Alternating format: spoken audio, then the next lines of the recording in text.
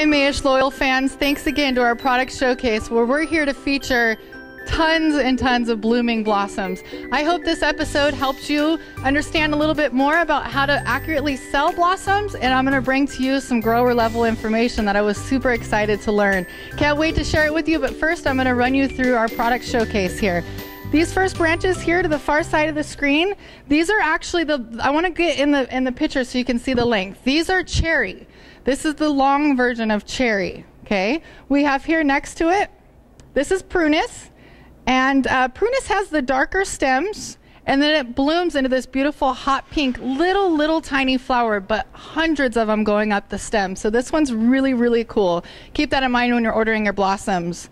Here I have in front of me, this is more of a medium length of quince, if you can see it in comparison to how tall I am. Quince, I absolutely love because you can see that it'll have a lot of different breaks and laterals and more sharper points. To me, this has a little bit more of an artistic vibe because of how branchy each lateral is.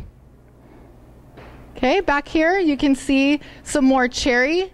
This is the cherry that is one of the medium series. So you have long and medium cherry. Next to that, we have almond. And this is a really unique branch because as you can see, as we pan into the shot of it, look how it looks like the wind is literally blowing through that. Isn't that so cool? It's more of a vintage look to me, and it has that really delicate, pretty flower to it, but I just love the movement. You can't expect that same exact movement in every bunch that you buy because we are dealing with nature, but keep in mind, almond is a really fun variety to order. Here we have the medium cherry and the tall quince. That's pretty tall. And we save the best for last, always on these product showcases. Here you have Tulip Tree. This is a really cool tree because, again, you have almost like that contorted hazelnut look where it's wrapping and moving all around, but you've got these really neat hairy pods on it, and then they open up into the most phenomenal bloom. The blooms are really unique. You got the mossy material on the branch, almost like lichen branches. Again, this product is called Tulip Tree, and you can get it at any one of your local locations or here in the shipping division, so ask for it with your sales reps. They'll be happy to help you out. And now, for the education part of our series for the Blossoms materials, I had a wonderful talk with one of our growers here. We do source the blossoms from all up and down the coast, so I do want our viewers to be aware that the blossoms are grown in an outside element, so it's very hard to simulate the season on blossoms. We try our best to educate our customers to sell blossoms smart. You have to keep in mind that because the outside elements, the blossoming products can become less available before we expect it. The growers literally do everything they can to avoid any outside elements. One of the things I just learned from grower level, and I heard it on the news too about citrus, they actually, at nightfall, right before the sun starts to come up, is the coldest point of the day.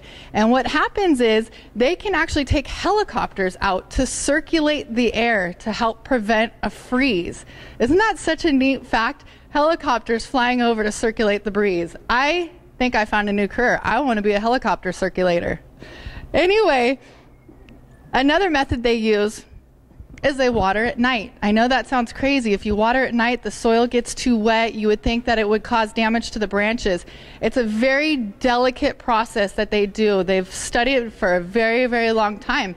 What they do is they go out and they water in the middle of the night to a certain point. And what this does is this actually creates a type of mist or frost, if you will, on the actual blossoms themselves. And what that does is that little mist or ice capsule almost causes insulation for the blooms. It actually protects the product from freezing, believe it or not. It's almost like an igloo kind of theory. You have to be very careful that you don't overwater, because if you do, what ends up happening is the icicle gets too heavy and it damages the bloom and can literally break the branch. So we got to give a heads up to all of our growers out there. Guys, thanks for doing an awesome job and always doing your best to bring this product to our market. We wish it was here for 12 months out of the year, but that's why it's so special, is because it is seasonal and it is grown outside, and Mother Nature has everything to do with it.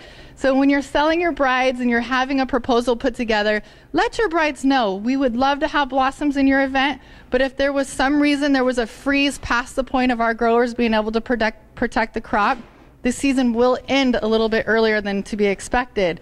Now that we've talked about the different techniques that growers use to continue to bring blossoms to our marketplace, I'd like to talk to you about the different stages in ordering your blossoms and what to try to expect. I have here a series of 3 different stages that blossoms come in.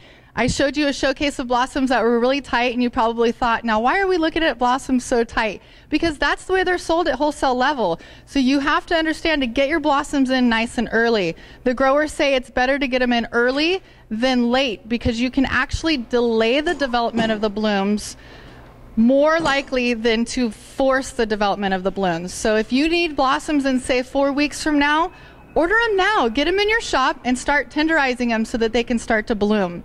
This is the first stage, wholesale level, when you get your product. This is the second stage. Now, the second stage, we can help you as floral professionals. If you want to call your sales rep and ask them, can you start the process of my blossoms blooming? We're happy to put them in water for you. These actually were just pulled out of our Mayesh kitchen here.